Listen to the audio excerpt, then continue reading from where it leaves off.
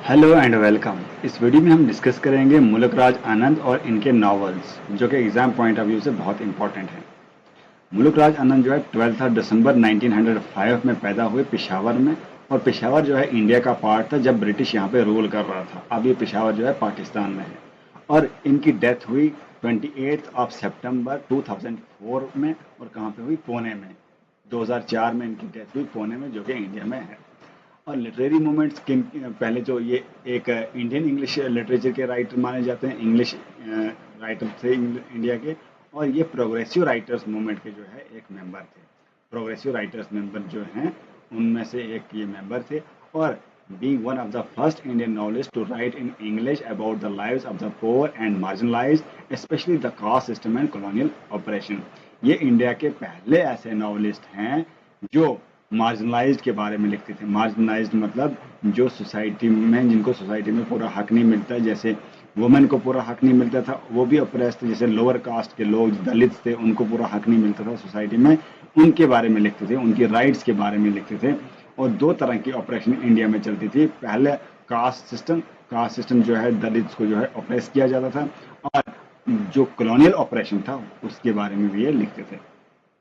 इनकी जो थीम्स हैं वो है सोशल जस्टिस, जो समाज में अन्याय होता है, इनजस्टिस होता है, उसके बारे में लिखते हैं। अनटचेबिलिटी, जो अनटचेबिलिटी प्रैक्टिस करते थे इंडियन सोसाइटी में, जो खास करके जो शेड्यूल कास्ट होते थे उनको जो है ऑपरेस किया जाता था, सताया जाता था।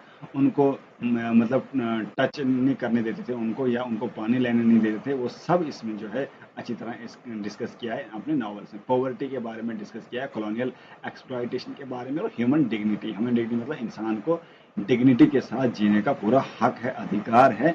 ये बोलते हैं मुल्क राज आनंद अपने नॉवेल्स में। इन्होंने पंजाब यूनिवर्सिटी से पढ़ा पहले, फिर उसके बाद university college London and Cambridge, मतलब यूनिवर्सिटी कॉलेज लंदन से भी पढ़ा और कैम्ब्रिज से भी पढ़ा, इंडियन पंजाब यूनिवर्सिटी से भी पढ़ा। बड़े एजुकेटेड थे और ये जो गांधीन फिलॉसफी थी उससे बड़े इन्फ्लुएंस थे। और सोशलिस्ट आइडियाज से जो है इन्फ्लुएंस थे, क्योंकि गांधी जी जो है सोशलिस्ट आइडिया को मानते थे और ये भी जो है सोशलिस्ट आइडिया को मानते थे। सोसाइटी में क्या होना चाहिए? इक्वालिटी होनी चाहिए, ये मानते थे। सोसाइटी में इनजस्टिस नहीं होना चाहिए। Anand actively participated in India's freedom struggle through his writings. तो इनकी जो अलग अलग जो फ्रीडम फाइटर्स थे इंडिया में, हर एक फ्रीडम फाइटर अपने तरीके से लड़ाई लड़ रहा था। तो गांधी जी लोगों को असेंबल कर रहे थे, सुभाष चंद्र बोस अपने तरीके से लड़ रहे थे। और ये जो मुल्क राज आनंद थे ये भी एक फ्रीडम फाइटर हैं। ये अपनी राइटिंग से लड़ रहे थे। राइटिंग से जो है ये बता रहे थे कि कॉलोनियल ऑपरेशन कैसा बुरा है, कैसा लोगों को सता रहा है, कैसे सता रहा है, क्या कर रहा है, कितना ड्रैकोनियन लॉज अप्लाई करता है। तो ये जो है उसके बारे में लिखते थे। और realistic fiction and compassion for the down trodden, simple yet powerful narrative. अब इनकी वर्क्स जो है क्रोनोलॉजिकल ऑर्डर में हम डिस्कस करेंगे। पहला इनका वर्क है बहुत इंपॉर्टेंट वर्ल्ड क्लासिक नॉवल है 1935, 1935 में इन्होंने लिखा। उसका नाम है, टाइटल है अनटचेबल। अनटचेबल जो है ये एक सिंगल स्टोरी है, ये हम डिस्कस करेंगे डिटेल में।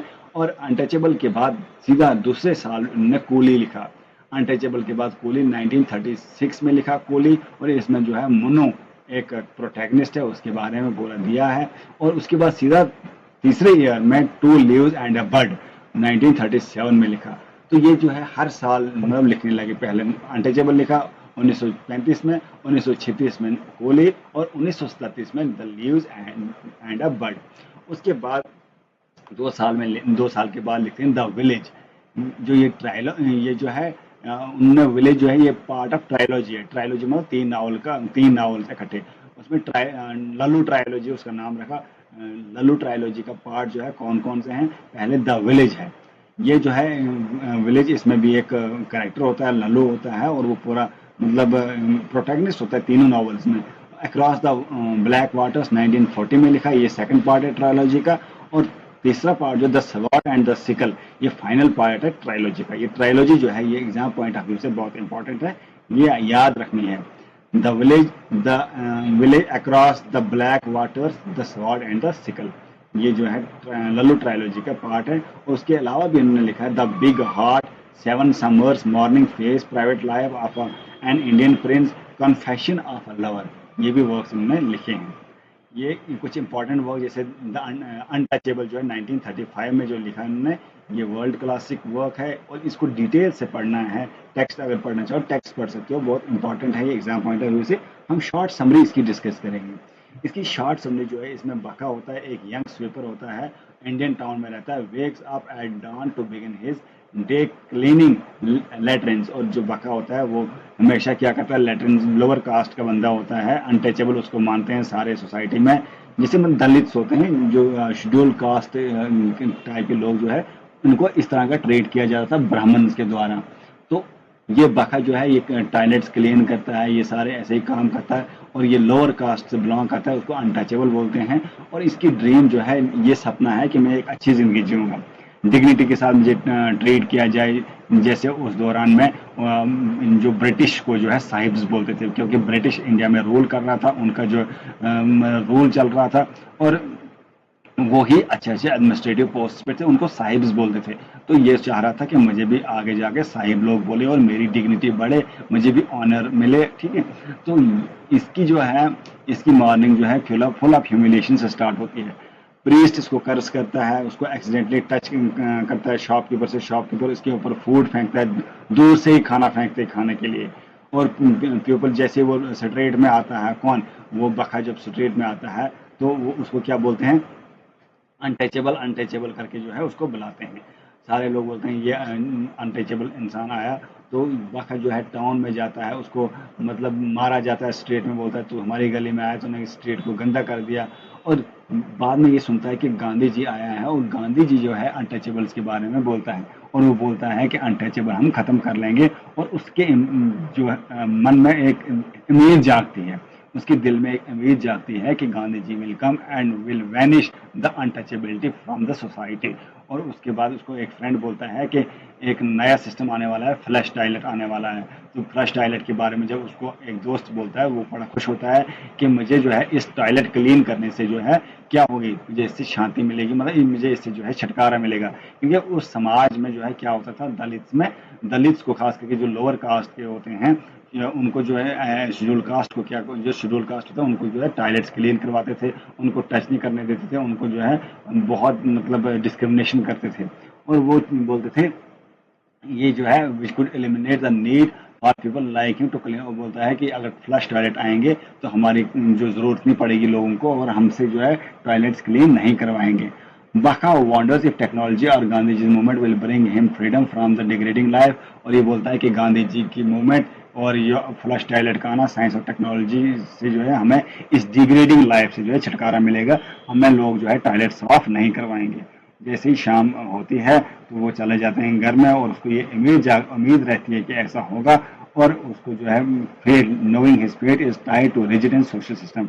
वो जानता है कि मेरी जो किस्मत है ऐसे ही सिस्टम में जीने की किस्मत है। और नावल जो एंड होते हैं, कोई रेजोल्यूशन नहीं होता है, कोई इसमें जो है मुल्क राज आनंद जो है ये कोई उसका सोल्यूशन नहीं बताता है कि इस जो है उस बका को कोई राहत मिली। नेक्स्ट नॉवल जो इम्पोर्टेंट है 1936, वो है कूली। कूली भी जो है ये भी एक अनटचेबल के बारे में है, कास्ट सिस्टम के बारे में है। यहाँ पे एक करेक्टर होता है मनु, वो 14 साल का विलेज बॉय होता है, और अपने पेरेंट्स जो है उसको जो है खत्म हो जाते हैं, मर जाते हैं जब ये 14 साल का होता है। और उसको भेजा जाता है अपनी आंट के पास और अंकल के पास रहने के लिए, जो कि आंट क्रूल है और चाहता है कि मुझे फ्रीडम चाहिए। वहां से वो भाग जाता है और एक हार्श जर्नी करता है, और वहां से चला जाता है, इंडिया में घूमता रहता है। पहले एज ए सर्वेंट काम करता है, फिर फैक्ट्री वर्कर काम करता है, फिर जो है रिक्शा पुलर काम करता है। तो अलग अलग जगह अलग अलग काम उसको मिलते हैं, क्योंकि उसके पेरेंट्स नहीं है, बचपन से ही उसको भगाया जाता, बचपन से ही वो चला जाता है घर से। और हर जगह जो है मनु जो है एक्सप्लॉइटेशन फेस करते हैं, लोग उसको एक्सप्लॉइट कर रहे हैं अपने काम के लिए, और ह्यूमिलिएशन जो है ये बर्दाश्त करता है, ब्रूटल वर्किंग कंडीशंस होती है वहाँ पे। और घर में जो एट द होम ऑफ बाबू नथुराम में जो है ये उसको मारा जाता है बहुत ज़्यादा, क्योंकि काम करवाया जाता है बाबू नथुराम के घर में जब वहाँ पे चला जाता है। और वहाँ पे वो वहाँ पे क्या करता है, जो टेक्सटाइल मिल है वहाँ पे काम करता है। टेक्सटाइल मिल पे बहुत सारा काम करके उसके बाद वहाँ पे चला जाता है, उससे वहाँ से निकल जाता है, और वहाँ पे एक काम पाता है। वो कहाँ पे, एंग्लो इंडियन फैमिली शिमला में, वहाँ पे उसको अच्छा काम मिलता है शिमला में। और बाद में जब काम करते हैं वहाँ बीमार हो जाता है, उसको टीबी हो जाता है, और ये मतलब क्योंकि ठंड लगती है उसको, रात को रहना होता है वहाँ, हार्श कंडीशन होती है वहाँ पे, जिसको ठंड लगती है बहुत बीमार हो जाता है। वो चाहता है कि मैं एक अच्छी लाइफ जीऊँ, और मतलब बाद में मगर बहुत वीक हो जाता है और एंड में जो है वो मर जाता है बेचारा, उसकी डेथ हो जाती है। और यहाँ पे ये सिंबलाइज करता है मोनो मोनो की लाइफ के कितने लोगों की एस्पिरेशंस, कितने लोगों के ड्रीम्स को क्रश किया जाता है, क्योंकि उनको वो जो है लोअर कास्ट से हैं, वो जो है मतलब इकोनॉमिकली डिप्राइव्ड फैमिली से हैं, पोअर फैमिली से हैं, और प्रिविलेज क्लास से नहीं है। ये क्लास सिस्टम को बताता है इंडियन सोसाइटी में उस टाइम का। यहाँ पे जो है आनंद यहाँ पे एक्सपोज करता है evils of child labour, caste prejudice, colonial exploitation, portraying how poverty and injustice deny working class any chance at dignity, happiness and British India। उसके बाद हम मुल्कराज आनंद के बारे में या कुछ इंपॉर्टेंट फैक्ट्स डिस्कस करेंगे कि मुल्कराज आनंद जो है आर के नारायण और राजा राव की तरह जो है एक इम्पॉर्टेंट फाउंडिंग फिगर्स माने जाते हैं इंडियन इंग्लिश लिटरेचर के। ठीक है, जो कि सोशल रियलिटीज को पोर्ट्रे करते हैं अपने नॉवेल्स में, और मार्जिनलाइज के बारे में लिखते हैं, ऑप्रेस्ड के बारे में लिखते हैं, अनटचेबल, पीजेंट, लेबरर्स, आउटकास्ट के बारे में लिखते हैं, उनकी वॉइस बनते हैं। और प्रोग्रेसिव राइटर्स मूवमेंट की हमने पहले ही डिस्कस किया था कि जो एक्टिव मेंबर थे मार्क्सिस्ट इन्फ्लुएंस्ड लिटरेरी ग्रुप, जो प्रोग्रेसिव राइटर्स मूवमेंट था इंडिया में, वो मार्क्सिस्ट आइडियोलॉजी से बड़े प्रभावित थे, बड़े इन्फ्लुएंस थे, और ये सोशल जस्टिस चाहते थे। ठीक है, और ये सोशल जस्टिस चाहते थे, ये इकोनॉमिक ऑपरेशन से भागना चाहते थे, मतलब इससे जो ऑपरेशन से निजात पाना चाहते थे। और इनका रियलिस्टिक स्टाइल था, बिल्कुल डिपिक्ट करते हैं क्लियरली जो है एक्सप्लॉयटेशन के बारे में, पॉवर्टी के बारे में, और ये रोमांटिसाइज्ड और एक्सोटिक पोर्ट्रेल नहीं देते हैं, रियलिटी बताते हैं सोसाइटी की। ठीक है, इनकी थीम जो है वो caste discrimination, child labour, colonial exploitation जो है एक्सप्रेस करती है। और खास करके इनकी जो सोच में, इनके नॉवेल्स में ये दिखता है कि गांधी जी से बहुत इन्फ्लुएंस थे, गांधी जी का जो सोशलिस्ट आइडियोलॉजी उससे बहुत इन्फ्लुएंस थे, और उसकी इन्फ्लुएंस जो है वो दिखता भी है इसके नॉवल अनटचेबल में। और यहाँ पे इनको जो है एजुकेशन हमने डिस्कस किया, उसने लंदन कॉलेज से पढ़ा, ऑक्सफोर्ड से पढ़ा, और E.M. फॉस्टर ने जो है who wrote the foreword to Untouchable, तो ब्रिटिश इंटेलेक्चुअल से मिले, उन E.M. फॉस्टर ने उसकी हेल्प की।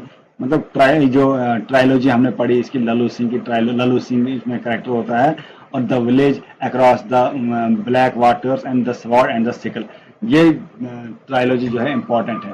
तीनों, the village across the black waters and the sword and the sickle, जो है ये क्रोनोलॉजी बहुत इंपॉर्टेंट है, ये ट्रायलॉजी इंपॉर्टेंट है, इनकी डेट ऑफ पब्लिकेशन भी इंपॉर्टेंट है।